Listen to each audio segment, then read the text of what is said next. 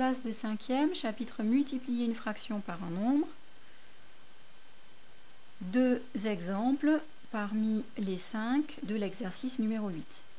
Je rappelle que ces calculs se font en utilisant la leçon suivante.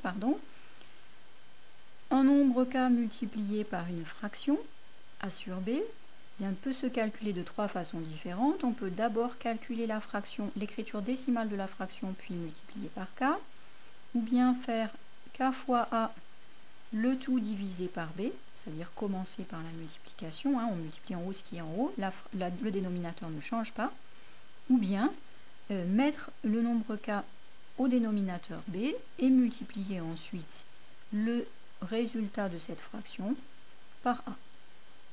3 façons de faire, et on va choisir. Ici, dans l'exercice 8, le résultat doit être écrit sous la forme d'une fraction la plus simple possible. Alors pourquoi? Parce que si on regarde dans l'écriture du a, si on prend donc l'écriture du a est donnée de la forme k sur b fois a, calculer l'écriture décimale de k sur b, eh bien si je prends ma calculatrice, je fais donc,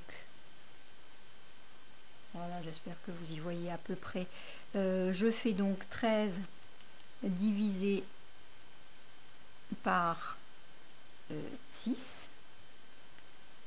Donc la calculatrice me propose la fraction 13 sixième et en écriture décimale 2,1666.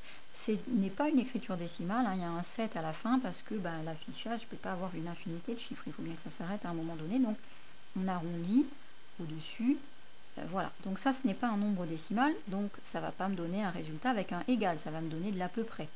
Je vais regarder ici, si je le mets sous cette forme-là, est-ce que j'ai calculé 13 sixièmes, donc là j'ai calculé a sur b, et 5 sixièmes, eh bien je vais regarder l'écriture décimale de 5 sixièmes, eh bien ça n'a pas non plus d'écriture décimale exacte, c'est une valeur approchée. Donc je ne peux pas utiliser cette expression-là, je ne peux pas utiliser celle-ci non plus, ces deux modes de calcul ne vont pas me donner quelque chose d'exact. Donc eh bien, je vais prendre le calcul du centre. Donc a égale 5 fois 13 sur 6. Alors 5, c'est juste 5 dans la table de 5. 13, c'est aussi un nombre qu'on appelle un nombre premier, c'est-à-dire qu'il n'a pas d'autre diviseur que 1 ou lui-même. 13 n'est dans aucune des tables que vous connaissez. Et 6, c'est 2 fois 3, d'accord, mais il n'y a pas de 3 dans 5, il n'y a pas de 2, il n'y a pas de 2 ni de 3 dans 13, donc je ne vais rien pouvoir simplifier. Donc là, mon calcul est terminé. Je fais 5 fois 13, 5 fois 10, 50, 5 fois 3, 15, 50 et 15, 65 sixièmes. Et je ne peux pas simplifier cette fraction davantage. C'est mon résultat final. Comme d'habitude, je préfère vérifier à la calculatrice, histoire d'être bien sûr de ce que j'ai fait. Donc, fraction 65 sur 6. Et je demande, voilà, j'ai fait exécuter, la calculatrice n'a pas simplifié cette fraction, et on est d'accord que cette fraction n'a pas d'écriture décimale exacte. Voilà, alors maintenant je peux aussi vérifier, en calculant 5 sixièmes fois 13, je mets la fraction 5, je descends au dénominateur 6, je sors de la fraction multiplié par 13 et on a bien 65 sixièmes. Donc mon raisonnement et mon calcul ont été corrects. Pour le petit b, 2 neuvièmes n'a pas d'écriture décimale exacte, et puis la fraction 21 neuvième, en poussant le dénominateur donc d'ici en le mettant là, la fraction 21 neuvième non plus n'a pas d'écriture décimale exacte. Je vous le montre. Alors 21 neuvième, ça fait 7 tiers, n'a pas d'écriture décimale exacte. Et 2 neuvièmes,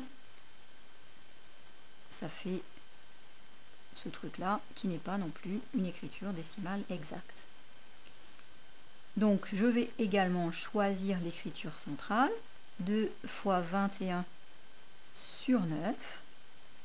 Et je vais me poser la question, est-ce que c'est simplifiable? 9, c'est 3 fois 3. Il n'y a pas de 3 dans 2.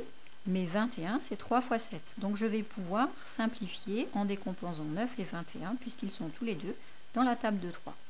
Je vais donc écrire 2 fois 7 fois 3 à la place de 21. Je peux me mettre des petits repères comme ça.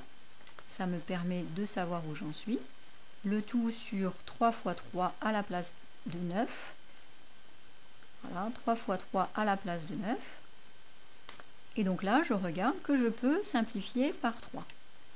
Donc je simplifie par 3. Je ne peux pas enlever ce 3 ici, hein, puisqu'en haut, je ne peux plus, je n'ai plus de 3 à barrer.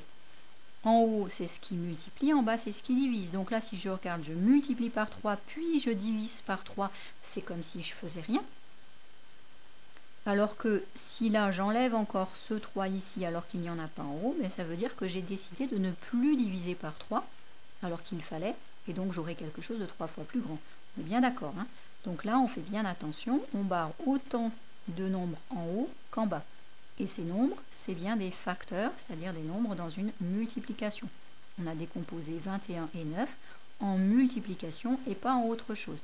En somme ou en soustraction, on avait déjà vu au chapitre précédent que ça ne fonctionne pas. Je préfère le redire ici. Donc ici, qu'est-ce qui va nous rester? En haut, il va nous rester 2 fois 7, c'est-à-dire 14. Et en bas, au dénominateur, il ne reste plus que 3. Voici la fraction simplifiée. Encore une fois, je vous montre à la calculatrice comment on peut vérifier son calcul. Je vais taper 2 neuvièmes fois 21. J'appuie sur la touche fraction. Numérateur 2. Pour avoir le dénominateur, je prends la flèche qui descend. Je mets le neuvième, je sors de la fraction et je multiplie par 21. J'exécute. Et la calculatrice me donne directement la fraction simplifiée, 14 tiers. Voilà, j'espère que vous avez bien compris comment ça fonctionne et que vous allez pouvoir faire cet exercice sans problème.